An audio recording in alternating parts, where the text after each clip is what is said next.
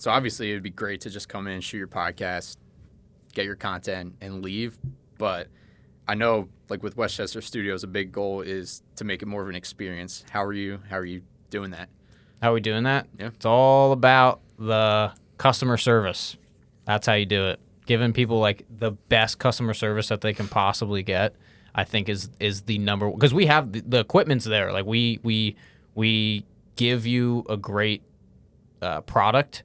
Now it's just locking in our customer service and like, you know, like making sure people feel like they are the celebrity in the room. And I think that's like the best way that we can like totally lock it in, you know, and just like kind of learning new ways to do that. So been reading some books. Welcome back to Talk of the Town podcast. Today we're joined by a really special guest, the man behind the camera for every episode except this one right here, Gabe. Welcome on Talk of the Town. Thanks. Glad to be here. Gabe, what's up, man? What's going on, Sean? Funny. It's funny to have you on the other side of the camera. I know. It feels weird. Feels good, though. Yeah? Yeah. No, we've done a couple of podcasts before, and they've been great. Yeah, let's just dive right into it. Like, what's your story, man? Tell us how you kind of got here. What made you get into – what do you do? We'll start there. All right. So what do I do? I guess I'll start with that. So I work with Simmons Media. I work at Simmons Media / Westchester Studios. I'm the content operations manager now for the two. I started at Simmons Media almost – I think I just checked LinkedIn. It was like a year and like 9 months or something like that. So we're getting 2 years. So I started 2023. It was August 2023. I had graduated college a few months before that in like May. And I found Simmons Media through LinkedIn, actually. Applied there, did the interviews, got the job. The rest has been history. Yeah, I mean, it's been pretty crazy. Now we just opened the studios in January, which has been crazy as well. So, yeah, I mean, that's why I've been, like, recently, you know, my recent past couple of years. Let's talk about something that drives me crazy. Buying tickets online and getting hit with all those surprise fees at checkout. You know what I mean, right? That's why I'm excited to tell you about Eagle Eye Ticket Management. These folks get it. The price you see is the price you pay. No hidden fees, no surprises, no nonsense, just straightforward ticket prices that make sense.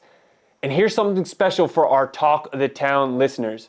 Mention our podcast, get 10% off of your purchase. That's Eagle Eye Ticket Management, where what you see is what you get. We were talking with, I was in your office when you hired him, right? Yeah. We already had like a couple events at that point. I remember that. Yeah. It was definitely a big milestone for the company. That was huge. Gabe's been a really great partner for you, I feel like. Oh, 100%. Gabe was actually the first full-time employee at Simmons Media. Wow. So, Yeah, that's pretty crazy. That is wild. 100%. So how'd you get into like the industry to begin? Like, what made you, like fall live in love with video film and stuff? Yeah, I don't really know like exactly like how it started. I've been doing it since high school, like beginning of high school. I started probably like freshman, sophomore year. And it was more so just like a hobby. I don't really remember like what led to another because that was kind of a while ago. But I do remember I was really into it, and a couple of my friends were like, let's get a camera. I was like, okay, like, all right. So I bought like my first camera. It was like a Canon EOS something. It was like a $400 camera or something like that. I think my grandparents like bought it for me. I was like, just like, all right, support your hobby.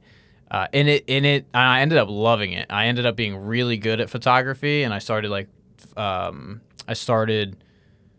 experimenting with all my friends and stuff like that. We would go and like explore like abandoned places like in high school all the time, and I would just bring my camera and we would just do like these giant like photo shoots and like just do a bunch of crazy stuff. Like we would get like flares and we would just try all these like really like crazy ways to try new like creative edits and stuff like that with photography. And I would always just, all my like friends, I would just be like, let's just go out and do it. And I would always take like photos of them. And I really enjoyed editing a lot too. So I got really good at that through high school. And then when I went to college, I was originally going to college for music. I was gonna do music education, I did music. I had a minor in it for like 3 years. It was music production, which I found out to not like. But I did music all throughout high school, which I was also good at. So I was like, oh, I'm good at it. I'll just do that in high school or college. And I went and I tried out and stuff like that at Westchester, and I did not get in. So then all hopes were down. I was like, I'm not doing this anymore. And then I was like, what else do I love to do?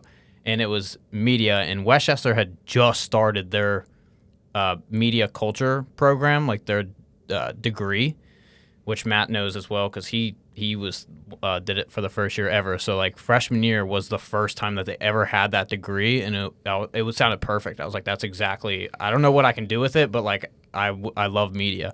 So I ended up doing that, and then I did video all throughout college. I just kind of started like messing around with video instead of photography because I just didn't get out like doing I did photography in college. I just never did it like paid or anything. I would just like meet people freshman year and I'd be like, you guys want to go like be my models and like get my like portfolio up. So a lot of the people in my portfolio, like my early portfolio, are just people that I met in college, and I would just go out and like do photo shoots with them, which is cool. It helped like meet a lot of people. That's fun. Yeah, it's like an icebreaker. Yeah, it was perfect. It was great. So I did that, and then I did videos, and then I ended up doing a lot of videos for my fraternity that I joined. And that's when I really like realized I really liked videography specifically, and I liked editing videos as well as doing photos. So then I started doing both of them. And yeah, I mean, that's kind of like where it like kind of snowballed a lot, like during college, and just like recording everything we were doing and like making our rush videos, which was like always super fun. And like all my friends really liked them. So I was like, okay, maybe I'm actually like kind of good at this too. So yeah. And then I found Simmons Media, and I was like, this is freaking perfect. So yeah. Yeah. So how is it different? You know, you said it started as like a passion project, videography and video editing, and you did it like for your fraternity. How is that different than now, where it's, you know, clients have specific videos they want, and like how has it changed from where you were then to where like your edits are today? Yeah, I mean, it's definitely changed a lot. There was no deadlines or anything. It was just my friends like, "Oh, you gotta get this done, man," and I would just be like, "Okay, man," like whatever. So now I have like deadlines and a lot more details that I have to not worry about, but you know, accommodate. And I don't know, I just had to adapt. And it was like a good adaptation because I had never done anything like that before, and I never had those types of deadlines for anything that like I did related to video or photography. So it honestly put me in a good place to adapt and be able to kind of do stuff like that. When it comes to video and like editing, do you have like a certain style, and has that style always kind of been the same, or is it transition and get a little bit different? How does that all work? Yeah, that's a good question. I feel like it's always changing. Like if I look back at my edits that I did in college, I'm like, oh my gosh. I'm like, that's like not great. Like, I mean, they were okay but just like comparatively thinking like, dang, like I've just gotten so much better, like constantly learning like I'm always learning new things about like new editing styles and like how I can make myself a better editor and better videographer.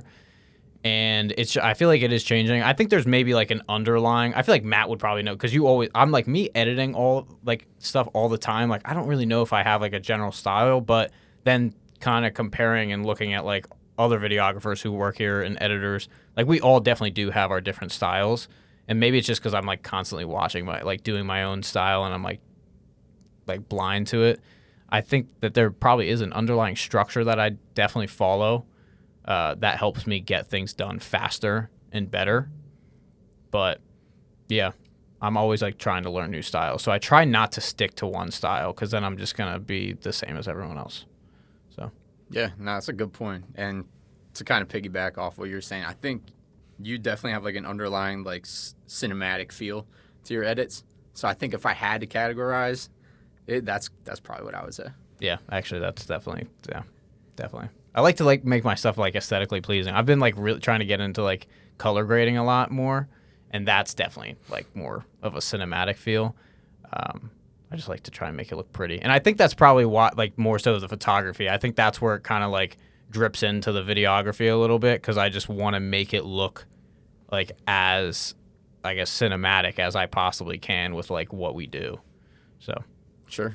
And like to you, what makes a good video? good video. What makes a good video? I think if the intentions of the video are clear, it's very easily digestible and it provides value.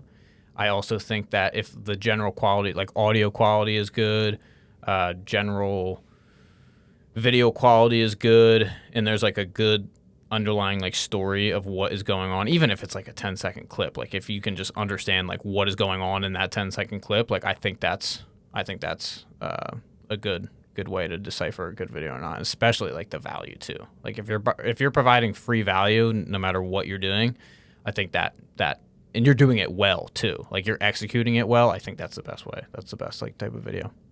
Sure. What is some stuff you've learned, you've been here almost 2 years now, from when you first started, especially doing video specifically till now? Like, what is some stuff, how have you seen your video progress, and then how have you seen just the video in general progress? What do you mean, like general video? Like for your the videos that you're doing for your clients, like how have you seen them progress, and the styles and the trends, and like just in general? Yeah, I think, I mean, overall like quality from like when like we started is definitely like better, and that's just like from learning how to do things better and more effectively, and it's just like nuts. Like I'll look back at, it's just sometimes randomly I'll look back at like videos that I did like a year or so ago, and I'm like, dang, like now I can just do what I was doing then like 10 times faster, and just from learning new ways and how to edit faster, like shortcuts, like for example on like Adobe Premiere, my hands, like I can do a lot of the stuff with just my hands alone now, just because I know all these like shortcuts in the program, which I had no idea how to do. And a lot of the things that I learned too are just from like content that I like I watch on my own, that'll just pop up on my like TikTok or my Instagram. It'll be like other content creators making videos, like how to make your videos better. And I love those, and I always try to like implement them like all the time. So did I answer that well? Yeah, I feel like yeah. I was, yeah. I've definitely seen the quality like progress as well, and just like the styles and the difference. There's a huge difference, and it's probably more reps and knowing, your style, what you're doing, and executing it. Yeah, It's been definitely. great. Definitely. I appreciate that. Yeah, no, 100%. Actually, before you started, just a quick note. We started when this company started, I was filming on an iPhone. So just to see like the progression, and then like obviously when like you got hired, we went up a huge level, and then it's just been really cool to see like the continuous progress and the quality upgrades like every week. It almost feels like something's happening and we're evolving. So it's definitely cool to see. Yeah, it is crazy. I think about that too. Like sometimes just the stuff that like we do so differently now. Like a prime example of something that we do differently is like our NAS storage, which is just pretty much just like a giant. It's like a server, like a external drive that we all use like locally. Before we were using like drives, just like normal like external drives, and we would just like put all the stuff into into these like 5 drives. And then now we use like the NAT, which is like so crazy, like to think that. I mean, it was also the 2 of us, so it was way easier to organize with just 2 of us. But oh my gosh, could you imagine? No, It would be crazy. That was crazy. I feel like you have to level up too, like little by little. You can't just jump to the, it's like gaming. You can't just jump to the 10th level when you need to beat the other bosses. Yeah, You know right, what I mean? That's a great way to think of it. That's a good analogy. Yeah. Because like you'll even see like especially today, a lot of people will think they need to have all those answers before they even get started, and that's like the worst possible thing to do, in my opinion. Like if you just have an iPhone, go start filming with an iPhone. Yeah, right. And then The iPhone's pretty killer. I mean, yeah. he's a good example of Yeah, it. that's literally how it happened. Matt did it himself, and now Right. we shoot on like A7 IVs. Like that's crazy. Going from an iPhone to like the cameras we use now is pretty nuts. The quality's definitely there. Yeah. There's definitely a switch up. Yeah, it's nah, cool. But it is 100%. possible, though. Yeah. Yeah, you just got to get started. And I kind of want to transition a little bit from, we're talking a lot about like Simmons Media, videography side. Let's talk about where we're at right now. The studios, Westchester Studios. Give us the breakdown. What is Westchester Studios? So Westchester Studios is the premier content studio in Chester County. Tagline. It really is, though. Yeah, I don't even know. I try to remember like when we started talking about it, because you originally had that, like that was your grant, like your long term in general, like to open up a studio. I don't remember like when like you and I started talking about it and started like trying to develop like our thoughts around it, because like we were talking about it a while ago, like just planning stuff out. And it's super cool. I mean, it's been so cool to like see this place come to life, like just working on it, like putting in the hours and putting like even just like creating this room was just like, it's crazy. Yeah, like it's crazy. You guys literally put this together, correct? Yeah. Yeah. There wasn't a third party that came in and did it. You guys did it. Yeah. Nah. Yeah. It's your baby. It is. It honestly Yeah. is, though. Yeah. Yeah. It's cool. I mean, and we also had some friends that come help too, which was like made it even more fun too, because then we're just trying to get it done, you know. We were like time crunching it too. Like honestly, It seemed hectic. it was man. kind of chaotic a There little was- bit. There was like 3 weeks where it was just nuts. It was absolute madness. Yeah. Weekends were just spent putting this together. Yeah. It's like when you move into a house too. Like you don't unpack everything until like year 4. You know, like I you're still think we have just- boxes that haven't been unpacked. Yeah. You're still doing Yeah. little Yeah. by little. Yeah. But it turned out so great. And we were also like making those videos too. We were doing a video every single day. For how many days was that? 35? 35, which doesn't seem like a lot, but oh my gosh, like, because I was like really trying to make those videos real, like as high quality as I possibly could. Like that's when I was trying to like color grade and I was doing all that. So making these like high quality videos while we were also like trying to like put this place together was crazy. It was super fun though. It was, and it's Seemed really cool fun. to look back at too, like at those videos. It was awesome.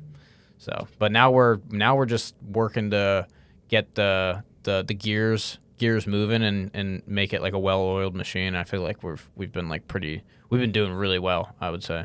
Yeah, definitely for the first 3-4 months, exceeding expectations for sure. The demand in the area has been great. Yeah. Yeah, I feel Yeah. like there's not, or at least I haven't seen that there's any other studios that are even options.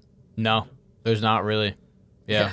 And I will say also too, it's been super cool to like meet all these different people. Like it's actually insane. Like, because you don't think that, like, I feel like most people don't think that a podcast studio is a need, like, or a want, you could say. But we have met like the most interesting and like hilarious people coming into the studio, and it's like it's been cool to like network in that way too, and like meet all these local creatives and stuff like that. So Sure. Yeah, Yeah. it's a cool little bubble of people, and they should all be networking and talking together. If you're all Right. creators, work together, right? Yeah, no doubt. yeah, it's the goal. Yeah. Do you want to tell them about the podcast directory? Yeah, so we just started this called the podcast directory, where we're gonna write down all of our the podcasters that come in here, creatives in general, just anyone who comes to use the studio. We're gonna make this giant directory of who they are, what they do, like their Instagram, like they're just like social handles and stuff like that, to just kind of try to create this giant community of creators and podcasters. Because we've already had numerous podcasters come in here, like asking like to meet other like podcasters that we have who come in. So it would be a really cool goal to get like some networking events going with all that stuff. Like that would be so much fun because they're all local.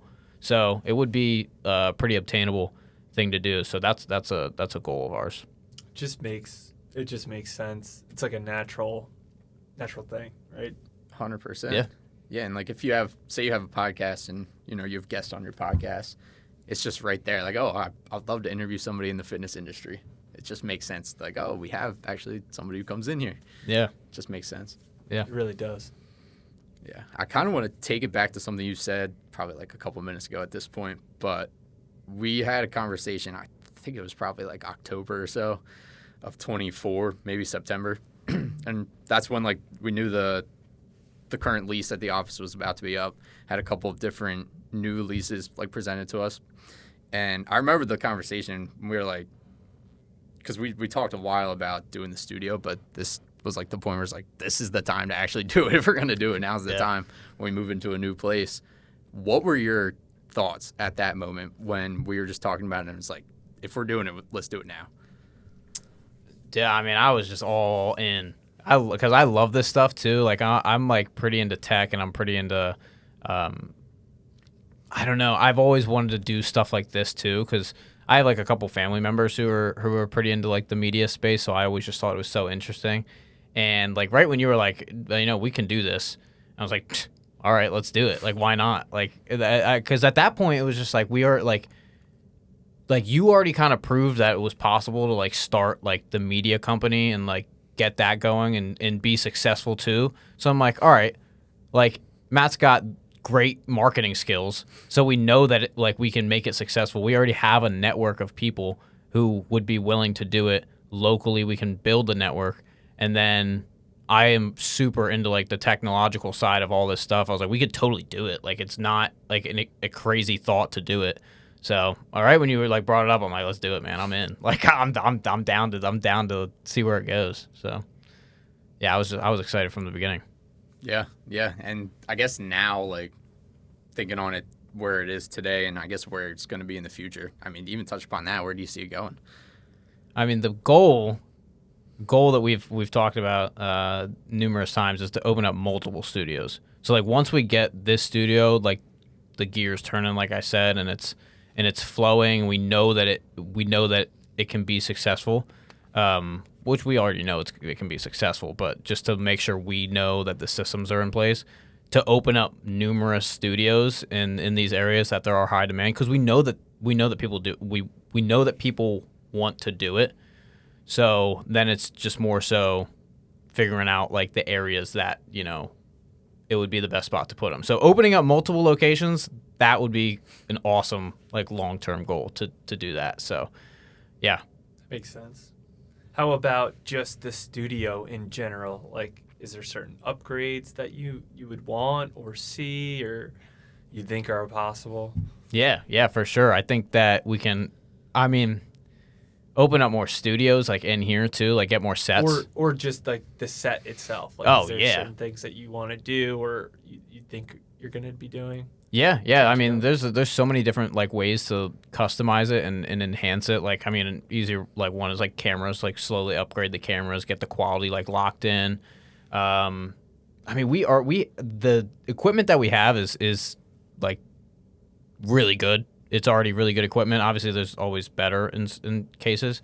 So just kind of like offering people more ways to like customize their experience is a good goal to have for like enhancing the sets that we already have. I think would be a good goal.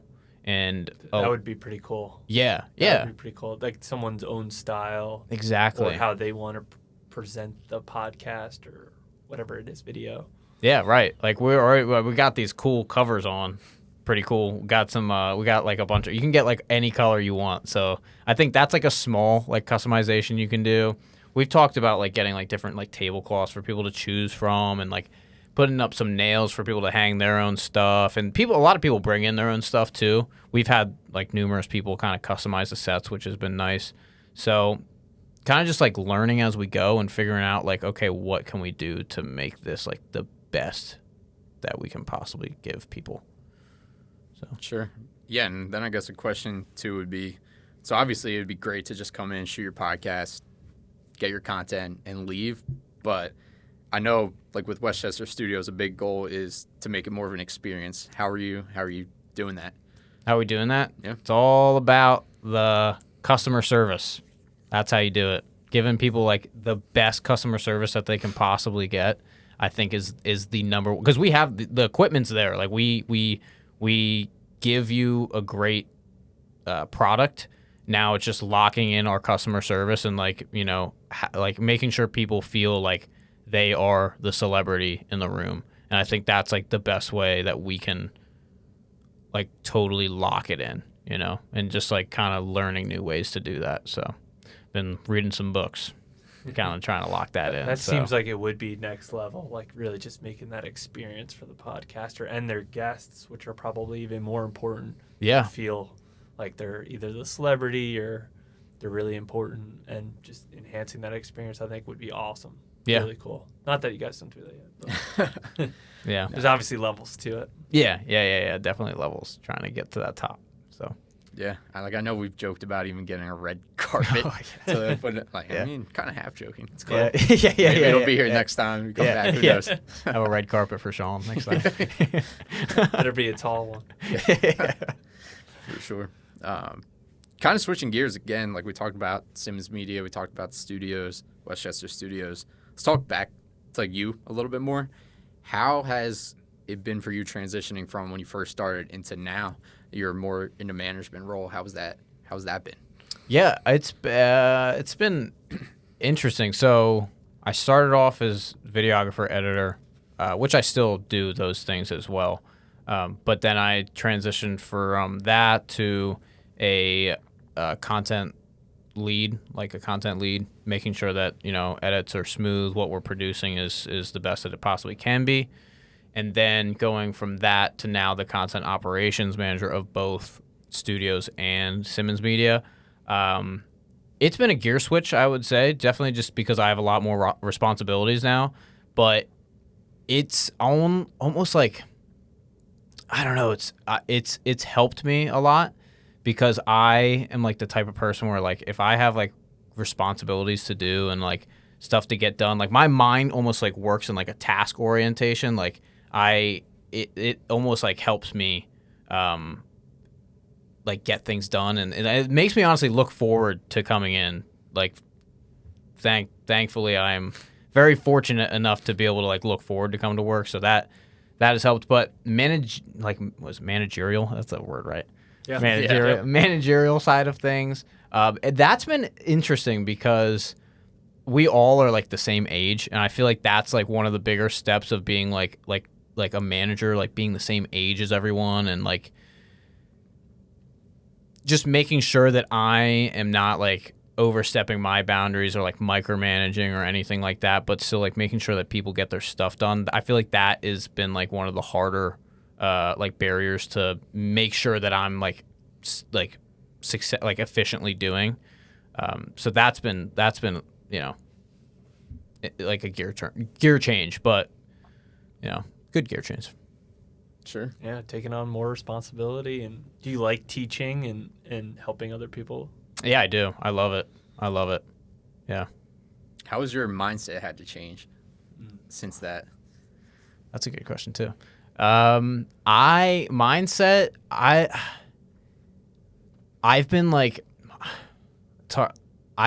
totally trying to like lock it, which I feel like I'm like a pretty disciplined person. Like even beforehand, I've always, like I know that like in order for me to kind of get where I want to get in life, like I have to discipline myself and make sure that I'm doing the things like personally that'll affect my like career trajectory, I guess, in general. Like just like kind of like personal mindset things, like reading more books, like making sure I'm reading books that are gonna help me in my personal life and also my career, like reading customer service books. Like that's been huge. Like I also read a first-time manager book, like which has also been super helpful.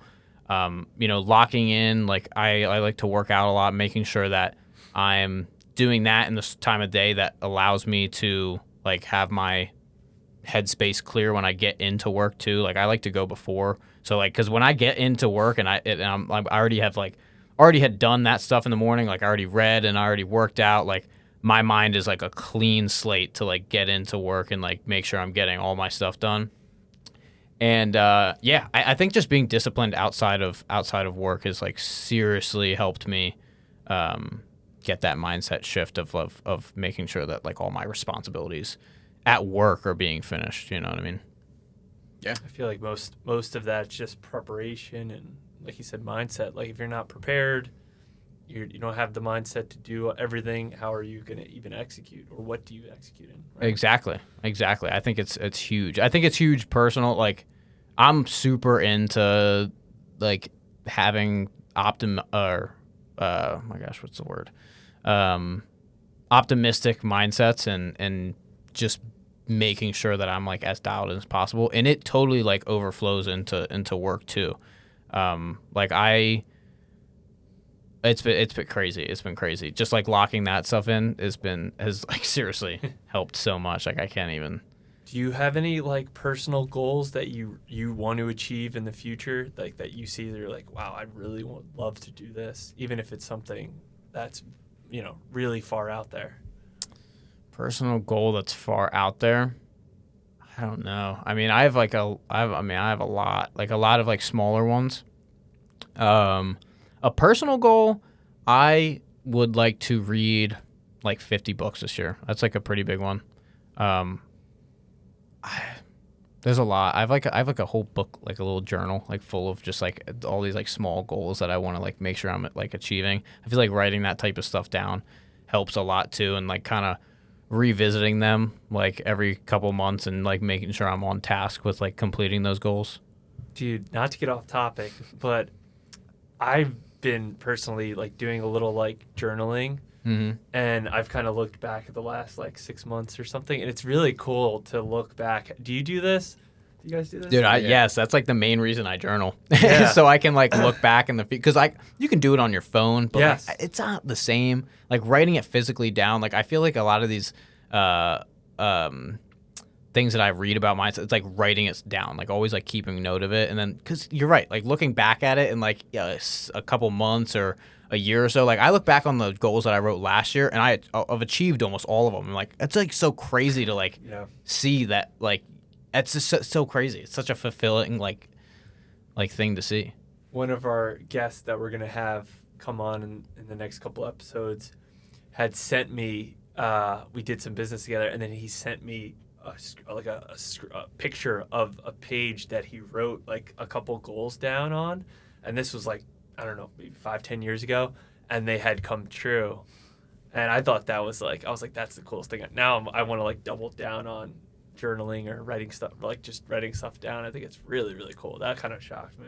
Yeah, that's cool. See, 5-10 years, like that's amazing. Insane. Isn't that so cool? It's a hard habit to get into, I will say. Like I was pretty good at it, like doing it. I was doing it like every day for a little bit.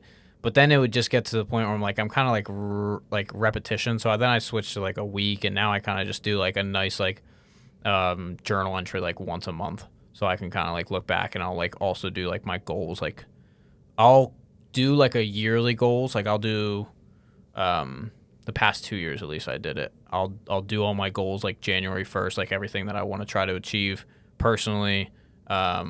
Like financially, like career based, like I'll just make them in like to sections, and I'll write down like a ton of them. I'll do like my top goals, and then I'll just like do all these like little tiny ones, and then I'll kind of look back at those like quarterly, and I'll like just see like if I'm on track or not and stuff like that. And that's just such a fulfilling, man. And I'll tell you, have you read Atomic Habits?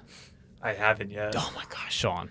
You gotta watch it, man. Read it. You gotta read it. Like that book goes into detail of like why writing down your tasks and like writing, like journaling and stuff like that, like why it helps and like why it works, and it's just so interesting, man. Like dude, cool. That's a good book, man.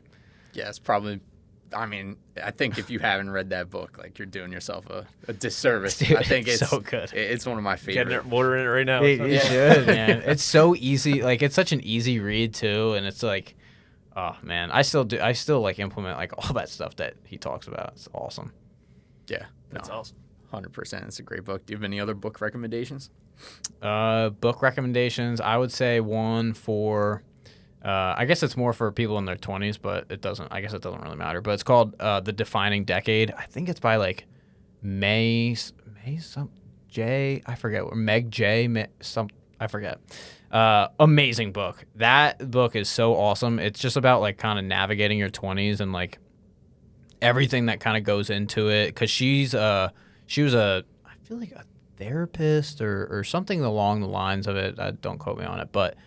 And all of her clients are just like people in their 20s, like coming to her and kind of like venting all their problems and like they don't know what to do and stuff. And she just made this giant book of like how to guide yourself through your 20s. and it was such like an easy read, and it was like so like easily like I don't know what the word is. It was just really good. That was a really good book. I recommend that one to like anyone like young. That makes sense. I know what you're talking about. Yeah. It's cool. Yeah, it's cool. What about you? Ooh, turning the question back on me. Let's see. A good book I'm reading right now is called 10X is Easier Than 2X. And basically what it is all about scale. So like how you talked about earlier, how the goal is to open up multiple studios at some point. It's basically everything you need to do to get there, and that like if you're going to do it, don't just open up a second one, because then you're going to just be basically managing 2 studios. Right. So it's like go 10X instead of 2X, because then you have to redevelop your mind and the way you think into thinking, no, I manage studios. I'm not like a studio manager. You know what I mean? No, that's cool. It's That's that actually little really mental cool. switch. So that's cool. been a good one. That's good. Cool. How about you? I knew you were going to ask me this. I can't just ask Matt. I'd leave you in the dark. I'm reading this book right now, and I forget the name of it, but I just read the first chapter. It's one of these books where I can only digest so much, and then I've been implementing it for like the last 3 or 4 weeks, and then I'm finally going to move on to the next chapter. I forget what it is, but it's this guy, Jefferson, I forget his last name, and he's an attorney, and his father's been in law, his grandfather's been in law, his grandfather's been in law, and he's like grown up in just like that attorney mindset. So he's really good at like communication and talking with people, and that's pretty much what the book is about. And the reason he wrote the book was because during COVID, he was an attorney and didn't like the firm he was at, so he decided to open up his new law firm just by himself. His dad was a partner at the old law firm and said, "Oh, well, why are you doing that? Don't go down that route." He just did it because he wasn't loving law anymore, and he wanted to go a different route. And he all of a sudden one day he made a video, just a reel, just talking about like conversations he was having, and like he gave out like a tip at the end. And this was during COVID, so obviously reels and online everything were popping off, and he just did one every single day. And then by like the 10th or 20th video, something like that, it got like 1 million views, and he just kept doing this, and it blew up. And all of a sudden he wrote a book about it, and the book is about all those tips that he did in all those videos, and it was all just like organically like watching people communicate throughout his whole lifetime. And he was like the older brother, he had a couple different siblings, and he was like basically almost like a little bit of a parent to them, and helping them communicate whether they were fighting or seeing like obviously in law there's so much communication between like the defendant and the attorneys and how they talk, and it's just really, really fascinating. And the first chapter I read about was never have an argument with somebody is really what it comes down to. You don't want to argue. Like there's no point of arguing, and that's the first chapter. And he talks about the reasons why and how to not argue, and it's really, really fascinating. Amazing book. He's an amazing guy too. You should follow him. Get his official name. That's cool. Yeah. That sounds Yeah. like a cool story. Let's go. That sounds awesome. great. Yeah, that's cool. Have to let me know what the name is. I'll get you. Yeah, all right. I'll hold you to it. It's on the podcast. Yeah. That'd be Now really it's cool. recorded. Yeah. Right. Sweet. So I guess as we kind of wrap up here, Gabe, is there any advice you would give to somebody who maybe was interested in the like media industry, videography, seeing kind of how you've progressed at like such a young age? We haven't even like talked about that really, but is there any advice you would give to somebody in that industry or thinking about going into this industry? 100%. I think that it is important to like keep in mind that it is possible. I feel like a lot of industries where it starts out as like passions, where like people don't really think that it is possible to like create a career off of it. I think it's so important to just like it is like it's possible. You just got to keep searching, no matter like how hard the search may be. Because even for me, like it took me like four months after college until I actually like was able to like land this job. Like it took a while, and I know other people in my industry from college like really had a hard time too. So I think it's just important to like keep trying until you get something that you like and that you're passionate about, and just keep doing it on the side. Like don't lose that passion, don't lose that urge to do it. Just keep like trying to do it on the side as much as possible. Like I know like life gets like pretty crazy. It gets chaotic. There's things that get in your way, but as long as you keep at least trying to do it like in your free time and making sure that, you know, you're still doing it no matter what, even if it's for free. Like even if you're just doing it for free, like if you want to start your own thing or get that experience, like you don't know how to get the experience, like just do it for free for a little bit. Like I know it sucks. Have a part-time job, work somewhere else, and do it for free for other people to build your portfolio, and then just use that portfolio to either A, get a job, or B, get clients. And I think that's like that's I it. really like that. That's some really good advice. Yeah. Really, really good advice. You should clip that and put that out there. Yeah, someone That's clip awesome. that. Clip that one. Yeah, it's probably it might be me actually. Sweet. Oh, and that author, I think is Jefferson Fisher. Jefferson Fisher. Is he young? Yeah, he's pretty young. He's in his 30s or Wow. late 30s, maybe. That's cool. Sweet. Noted. All right. Well, sweet. Thanks, Gabe. This was Gabe, super the man behind the insightful. camera. Yeah, thanks for having me on. Glad to have the opportunity. Yeah, no doubt. Can't wait to see what Westchester Studios and Simmons Media has to bring. Yeah, same. Pumped up. Got a lot in store. Oh yeah. Oh yeah.